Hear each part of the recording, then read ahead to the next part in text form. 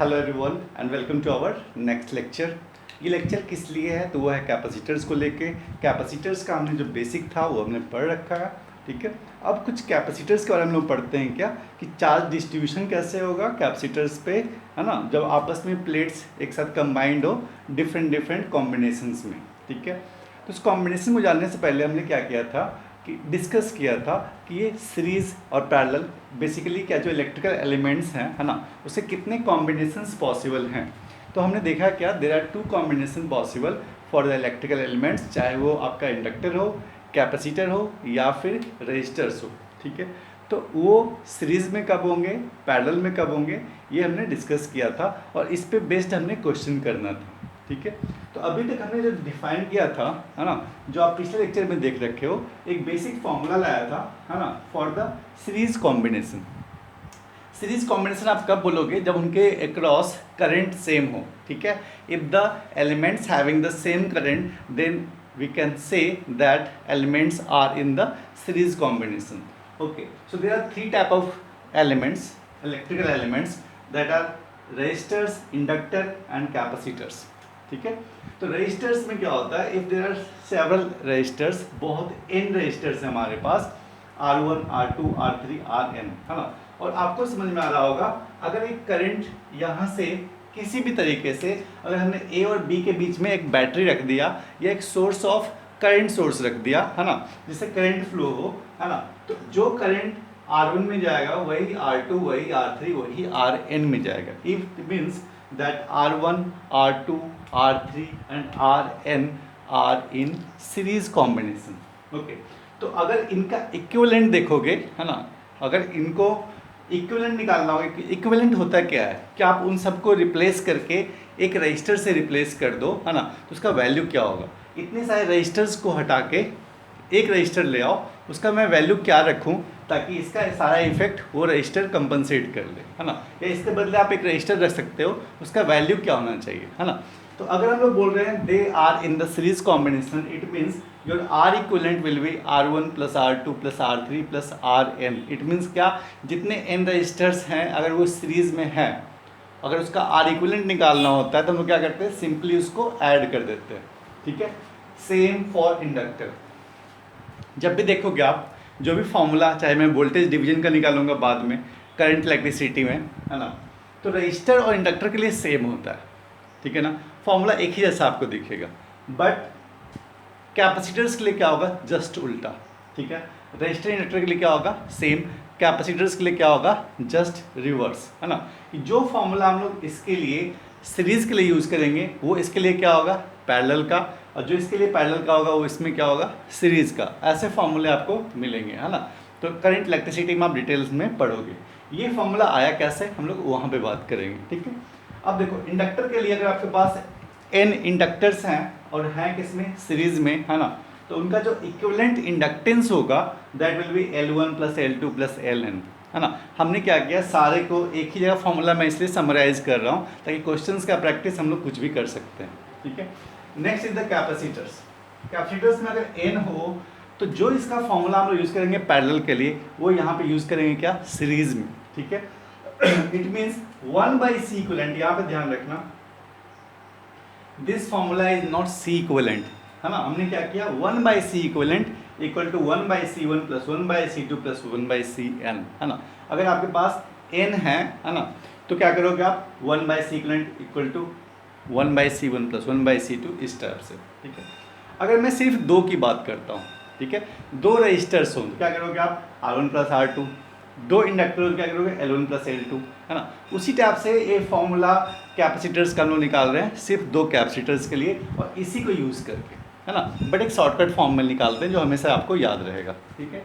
तो अगर मैं सिर्फ कैपेसिटर्स के बारे में बात कर रहा हूँ, इसका तो सिंपल आप L1 प्लस L2 कर लोगे, यहाँ पे क्या होगा, R1 प्लस R2। अगर हम लोग टॉक करते हैं, है ना, we will talk about the only two capacitors, ठीक है, और वो किस में है, सीरीज में, सीरीज में, है ना। तो इसका C इक्विवेलेंट कैसे निकालोगे, बाकी को मैं हटा रहा हूँ, है ना।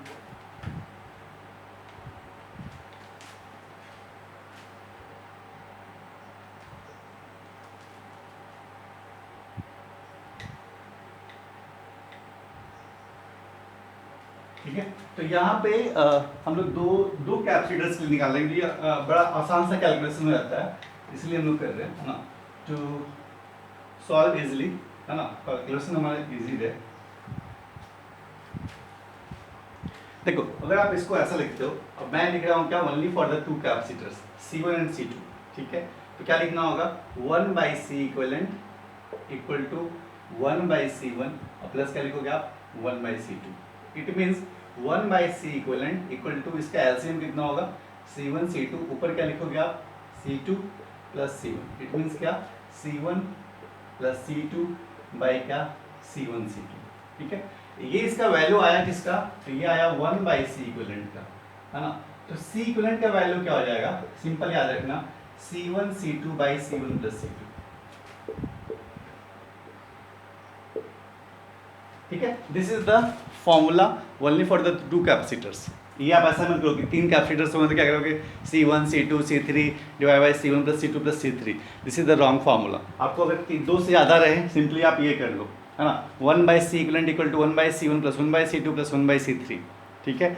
ध्यान रखना, अगर दो कैपेसिटर्स हैं उसका निकालना है क्या, C इक्वलेंट, तो डायरेक्टली हम लोग ये नहीं करने वाले, इस टाइप से नहीं लिखने वाले, है ना। हम लोग कैसे लिखेंगे, सिंपल दोनों को मल्टीप्लाई कर दो और उसके सम से डिवाइड कर दो, ठीक है। C1 C2 divide by C1 plus C2, this is the easiest formula, ठीक है। अब एक चीज़ और ध्यान रखना, अगर मैं ऐसा बोलूँ, if C1 equal to C2 equal to C, है ना, तो बताओ C इक्वलेंट क्या हो जाएगा, है ना। दोनों कैपेसिटर्स अगर वैल्यू सेम रहे, है ना, तो क्या होगा इसका वैल्यू, इसका वैल्यू होगा ऊपर में क्या होगा, C² डिवाइड बाई क्या, 2C, इट मीन्स क्या, C/2, ठीक है। अगर दो कैपेसिटर्स जिनकी कैपेसिटेंस सेम रहे, है ना, तो उनका इक्विवेलेंट कैपेसिटेंस क्या होगा, अगर वो किस में है, सीरीज में, ठीक है, उनका इक्विवेलेंट क्या होगा, C/2। अगर इसी टाइप से सिमिलरली अगर यहाँ पे n कैपेसिटर्स हों, यहाँ पे n कैपेसिटर्स हों, ठीक है, और सारे सारे कैसे रहे हमारे, सीरीज में, है ना, तो आप देखोगे क्या, you will get the C equivalent, ठीक है। लिख देता हूं मैं, इफ n कैपेसिटर्स, ठीक है, n कैपेसिटर्स इक्वल, लिख दे रहा हूं equal, n equal capacitors are in series, then C equivalent क्या मिलेगा आपको, C/n, ठीक है। इस फॉर्म में है तो आपको मिलेगा क्या, C/n। अगर वो कैसे हैं, इक्वल उनका कैपेसिटेंस गिवन है और वो है किसमें, सीरीज में, then your C equivalent will be total एक का डिवाइड बाई n, ठीक है। ये था आपका सीरीज कॉम्बिनेशन। सीरीज कॉम्बिनेशन याद रखना, जो फॉर्मूला आप यूज़ कर रहे हो यहाँ पे रजिस्टर और इंडक्टर के लिए, है ना, सीरीज में क्या था, सिंपल उनको ऐड करने का, और यहाँ पे क्या था, इस टाइप का फॉर्मूला, है ना। तो फॉर्मूला याद रखो, अभी कैसे आया क्या आया हम लोग बात करेंगे कहाँ पे, आगे जाके करंट इलेक्ट्रिसिटी में, ठीक है। और ये तो और आपको AC में समझ में आएगा, AC जब हम लोग बात करेंगे इम्पिडेंस, है ना, इम्पिडेंस की बात करेंगे तब इंडक्टेंस और कैपेसिटेंस का फॉर्मूला समझ में आएगा कि ये कैसे आया, वहाँ पे इम्पिडेंस की बात करेंगे, है ना। रेजिस्टेंस की बात करते हैं हम लोग कहाँ पे, सिर्फ DC में। करंट भी, वोल्टेज भी दो टाइप का होता है, आपको पता होगा, है ना, DC और AC, ठीक है। DC इट मीन्स क्या, direct current, AC means alternative current. Detail में डिस्कशन होगा कहाँ पे, करंट इलेक्ट्रिसिटी में, मीनिंग समझ में आएगा, है ना, कि क्या इसका मीनिंग होता है। बट अभी बहुत सारी चीज़ें हैं इसमें, है ना, हम लोग थोड़ा थोड़ा अभी जानते हैं, बाद में डिटेल में हम लोग करंट इलेक्ट्रिसिटी जब आप AC पढ़ोगे तब वहाँ डिटेल आपको डिस्कशन किया जाएगा, ठीक है। तो ये था आपका series combination. Next is the parallel combination.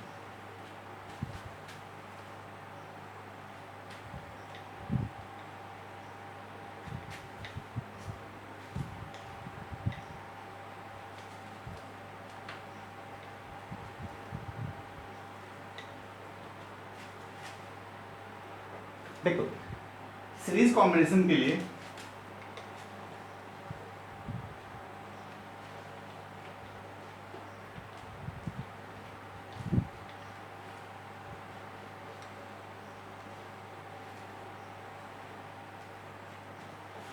ठीक है, सीरीज कॉम्बिनेशन के लिए हमने क्या देखा था कि इन पे करंट क्या होना चाहिए, सेम, है ना। अगर सेम करंट फ्लो होगा तो हम लोग बोलेंगे क्या, सीरीज कॉम्बिनेशन में, ठीक है। तो उसी टाइप से अगर आपका सेकंड जो कॉम्बिनेशन है, that is called the parallel combination,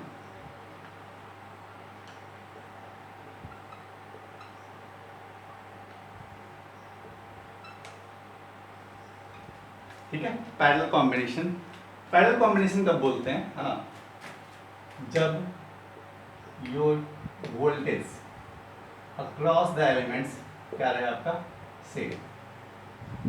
ठीक है, मैं एग्जांपल ले रहा हूं ए रेजिस्टर्स के, है ना, इफ दे आर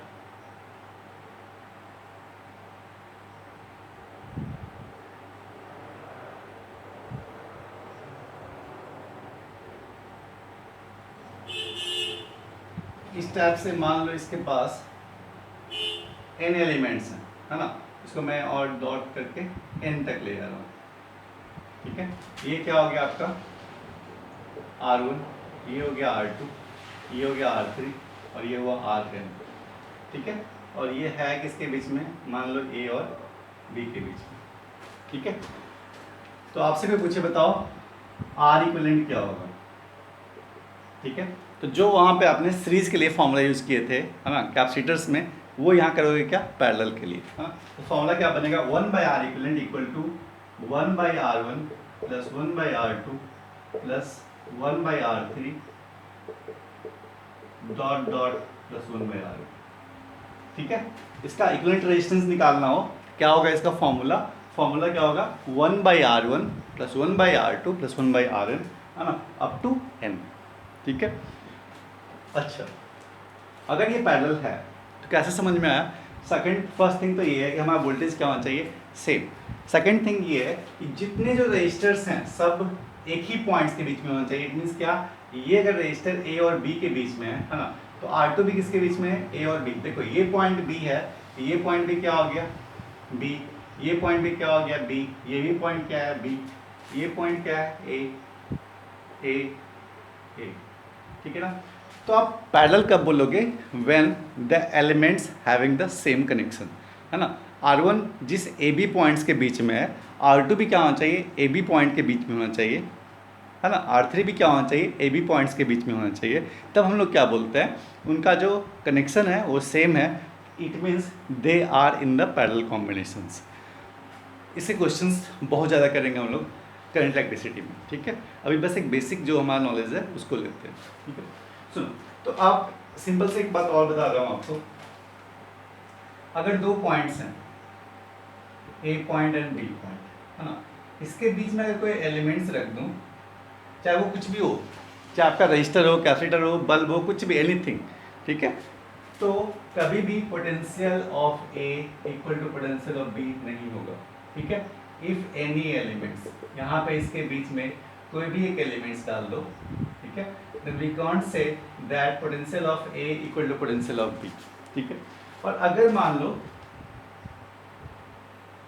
A और B के बीच में कोई भी एलिमेंट्स नहीं है, इट मीन्स क्या, सिंपल A और B एक वायर से अटैच है। अगर इलेक्ट्रिसिटी में आप ऐसा बोल सकते हो, it means A and B दोनों क्या है, सेम नोड है ना। इट मीन्स क्या, A and B are same node and potential at A equal to क्या होगा, पोटेंशियल एट B। ठीक है, potential of A equal to क्या होगा, पोटेंशियल ऑफ B। इसको हम बोलते हैं क्या, सॉर्टेड है। सॉर्टेड मीन्स क्या, जो भी पोटेंशियल, जो भी वोल्टेज यहाँ पे होगा वही वोल्टेज क्या होगा यहाँ पे। जैसे आपको पता है कि हम लोग प्लग, मान लो हमने एक्सटेंशन यूज़ किया, ठीक है, एक्सटेंशन यूज़ करते हैं हम लोग घर में, देखते हो ना कि आप कहीं भी फैन लगा देते हो, कहीं भी आप बल्ब यूज़ कर लेते हो। ठीक है, कैसे, मान लो आप आयरन करना चाह रहे हो, है ना, तो उसमें आप क्या कर रहे हो, एक्सटेंशन यूज़ करते हो। एक्सटेंशन इट मीन्स क्या, जो आपके सर्किट में या प्लग में वहाँ पे, ठीक है, वहाँ पे जितना वोल्टेज आता है, दैट इज़ द, मान लो 250 वोल्ट, है ना, या 220 वोल्ट जितना भी आ रहा होगा, है ना, जो वहाँ का वोल्टेज है वही आपके पोर्ट में वोल्टेज होता है। इट मीन्स क्या, जो आपने आयरन यूज़ कर रहे हो ना, तो जो पोर्ट का वोल्टेज होगा वही क्या होगा, वहाँ का वोल्टेज होगा। ठीक है, इट मीन्स क्या, आपने यहाँ का वोल्टेज बस यहाँ पे लाया है, बीच में कोई एलिमेंट्स आपने ऐड नहीं किया, सिंपल एक वायर ऐड किया है। वायर ऐड करने से क्या होता है, जो भी पोटेंशियल इस पॉइंट का होगा वही पॉइंट पोटेंशियल क्या होगा, इस पॉइंट का होगा। हम लोग ट्रीट करते हैं इलेक्ट्रिसिटी में that A and B are the same point, so the potential at A must be equal to B. देखो, बट यहाँ पे देखो ए और बी सेम पॉइंट्स हैं क्या, नो, बिकॉज इसके बीच में एक एलिमेंट है R1। बट इस पॉइंट और इस पॉइंट के बीच में तो आपको एलिमेंट है क्या, नो। इट मीन्स क्या, ये पॉइंट और ये पॉइंट क्या है, सेम। ये पॉइंट क्या है, सेम। इसी टाइप से सिमिलरली, है ना, ये सारे पॉइंट्स बी हैं, ये सारे पॉइंट्स ए हैं। इट मीन्स क्या, R1, R2, R3, Rn, जितने एलिमेंट्स हैं, जितने रजिस्टर्स हैं, all having the same point and they are called parallel elements. ठीक है, ओके।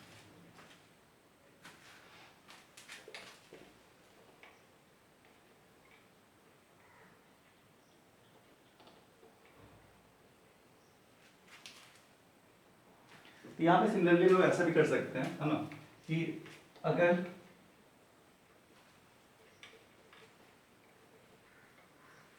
जैसा मैंने कैपेसिटर्स में बोला आपको, है ना, कि अगर ये मान लो कि ये Rn है, ठीक है, अगर मान लो दो ही रजिस्टर्स हैं, है ना, दो रजिस्टर्स हैं, if R1 and R2 are in parallel,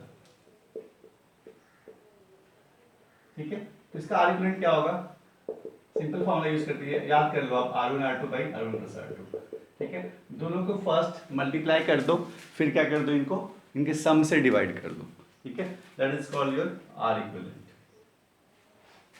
ठीक है। और if n equal resistors are in parallel, then R equivalent क्या होगा, R बाई n, ठीक है। अगर दो इक्वल रेजिस्टर्स हैं, वो कैसे हैं, पैरेलल में, उनका इक्विवेलेंट रेजिस्टेंस क्या होगा, R बाई 2। तीन इक्वल रेजिस्टर्स हैं, they are in parallel, then R equivalent क्या होगा, R बाई 3, ठीक है। बट कंडीशन क्या है, अगर वो पैरेलल में हो तब, ठीक है ना, और इक्वल मैग्नीट्यूड का होगा तब क्या करोगे, उनको n से डिवाइड कर दोगे, ठीक है। ये देख लो अभी तक क्या क्या पढ़ा हमने।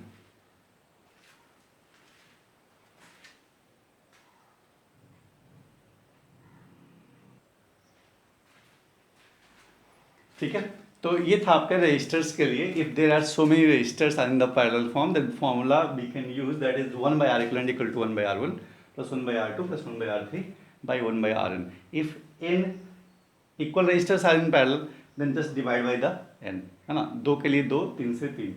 अगर दो ही रजिस्टर्स हैं, वो कैसे हैं, पैरेलल, डायरेक्टली फॉर्मूला यूज करो आप, this is R equivalent equal to R1 plus R1 into R2 divide by R1 plus R2, है ना। सिमिलरली फॉर द इंडक्टर्स, ठीक है, अगर मैं यहाँ पे इसको रिप्लेस कर दूं,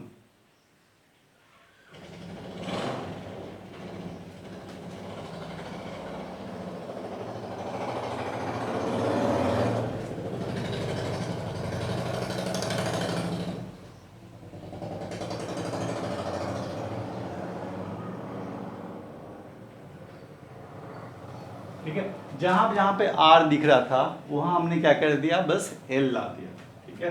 सारे फॉर्मूले सेम होंगे इंडक्टर के लिए और रेजिस्टर्स के लिए, ठीक है, सारे फॉर्मूले सेम।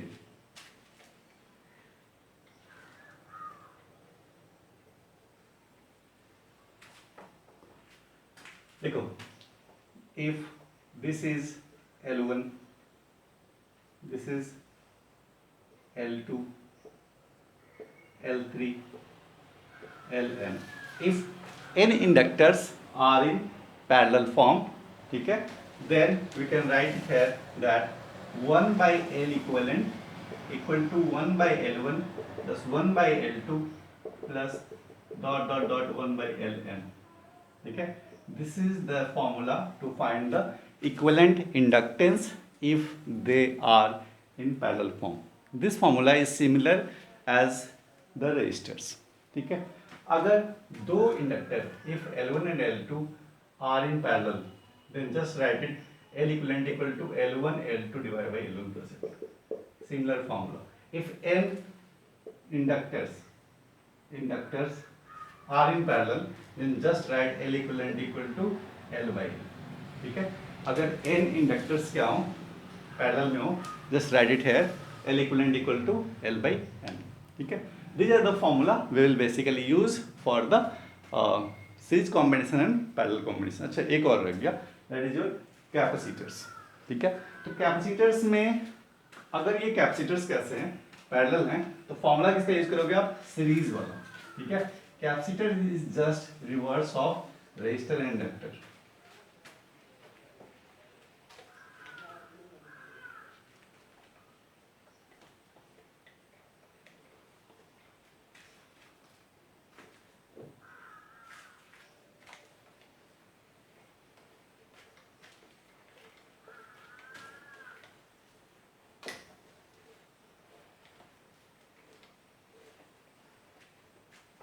ठीक है, तो कैपेसिटर्स अगर आपका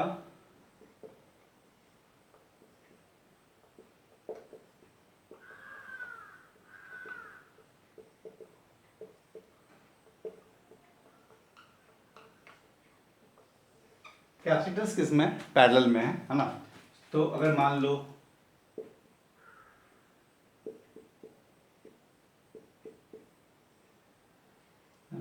और ये n capacitors are in parallel form, Cn, this is your C1, C2, C3, और ये है किसके बीच में, A और B के बीच में।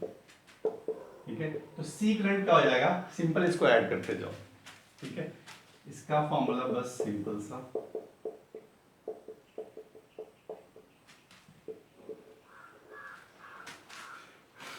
इंडक्टर और कैपेसिटर, इंडक्टर और रेजिस्टर्स का फॉर्मूला क्या होता है, सिमिलर वे में होता है ना।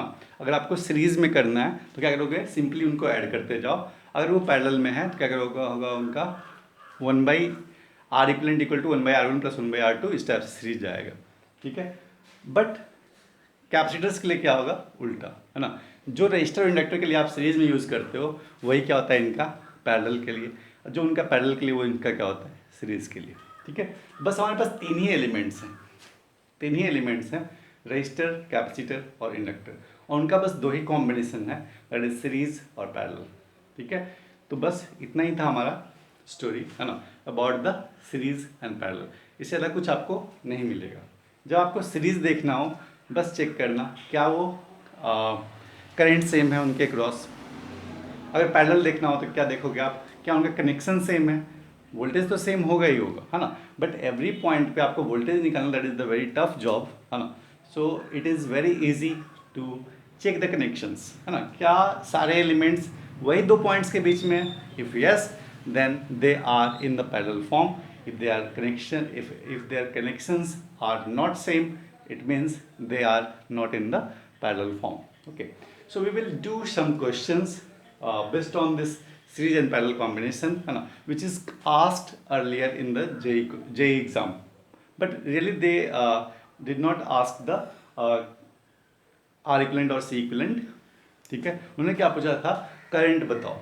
ठीक है, करंट क्या होता है हमेशा, वोल्टेज बाय रेजिस्टेंस है ना, वोल्टेज बाय रेजिस्टेंस। ठीक है, तो हम लोग क्या करेंगे, आर इक्विवेलेंट निकालना सीखते हैं, सी इक्विवेलेंट निकालना सीखते हैं, और इंडक्टेंस का इक्विवेलेंट निकालना सीखते हैं। ठीक है, एक दो क्वेश्चंस कराऊंगा, फिर हम लोग जो मेन टॉपिक जो हमारा था कैपेसिटर्स, मैं उस पर वापस आ जाऊंगा। ठीक है, ओके।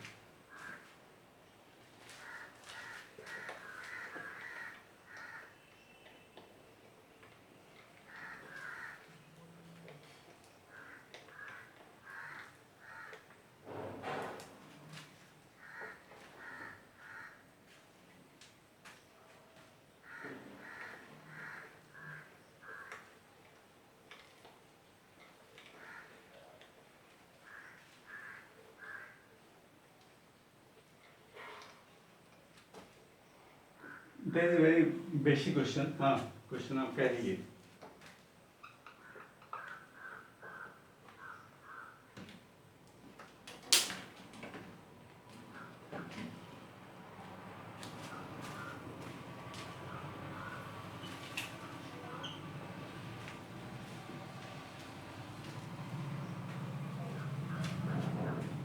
मान लो क्वेश्चन है आपका कुछ ऐसा है ना, जो क्वेश्चन में आया हुआ था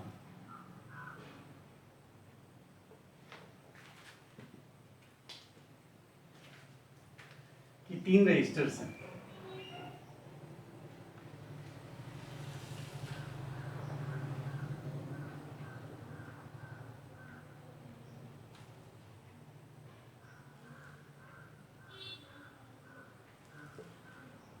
ठीक है, और वैल्यूज जो हैं वो बस इक्वल इक्वल था, 3 ओम, ये भी 3 ohm and this is also 3 ohm. ठीक है, and the voltage voltage in between them is 3 volt.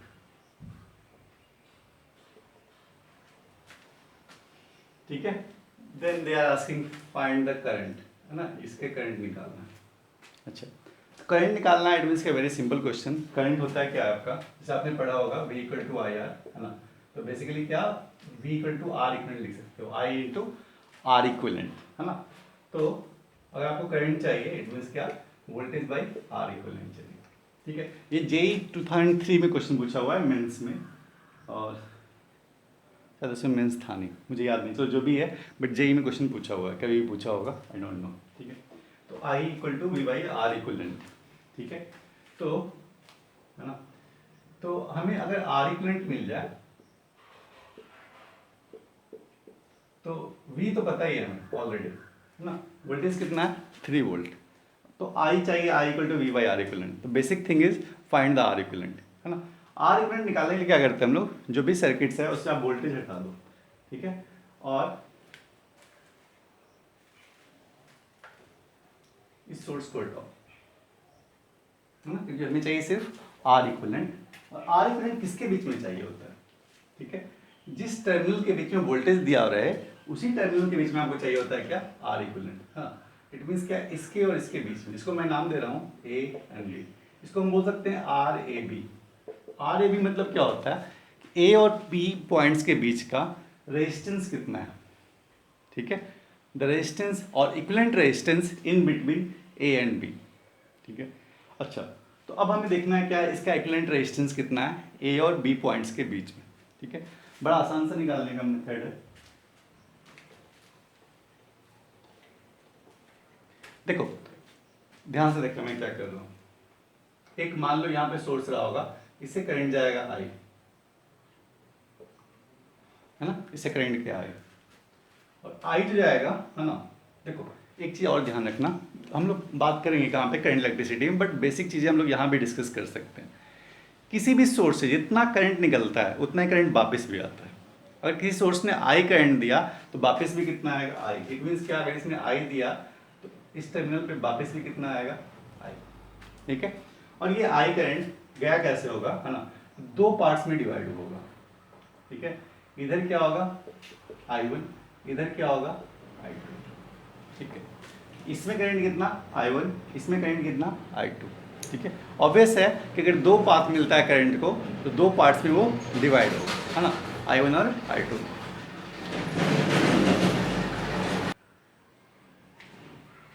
ठीक है, I1 और I2 में, और ये R इक्विवेलेंट क्या हो जाएगा, है ना। अगर इसमें करंट I2 है, इट मीन्स कि यहाँ का भी करंट कितना होगा I2, है ना। तो जो करंट यहाँ पे देखो, यहाँ पे जो करंट निकला, इसके पास कोई पाथ नहीं है, इसके पास बस एक ही पाथ है कि जो करंट यहाँ पे I2 था वो बस इधर ही जा सकता है। इट मीन्स क्या, इस रेजिस्टेंस में और इस रेजिस्टेंस में, ठीक है, एक ही करंट फ्लो हो रहा है, दैट इज योर I2। ठीक है, इट मीन्स क्या, दिस 3 ओम एंड दिस 3 ओम, है ना, वो है किसमें, सीरीज में। देखो, ये किसमें है आपका, ये सीरीज में। ठीक है, क्योंकि सिमिलर करंट जा रहा है, 3 ओम दोनों में करंट क्या सेम, है ना। तो इसका जो आर इक्विवेलेंट है वो है कितना, ये 6 ओम।